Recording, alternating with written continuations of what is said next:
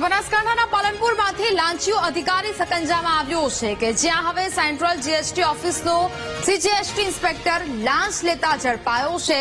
2000ની લાંચ લેતા રંગે હાથ આ અધિકારી ઝડપાયો છે। હનુમાન પ્રસાદ બેરવા ઝડપાયો છે, જ્યાં જીએસટી નંબરમાં પોઝિટિવ રિપોર્ટ કરવાની લાંચ માંગવામાં આવી હતી। અરજદારે પાલનપુર એસીબીનો સંપર્ક કર્યો। એસીબીએ છટકું ગોઠવી લાંચિયા અધિકારીને પકડી પાડ્યો છે।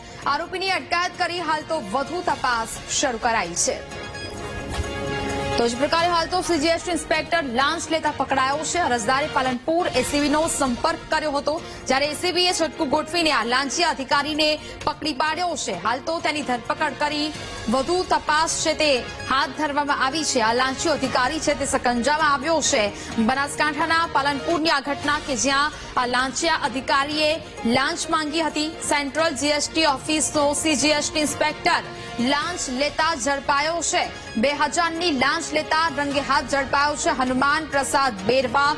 તેને લઈને હવે કાર્યવાહી હાથ ધરાઈ છે।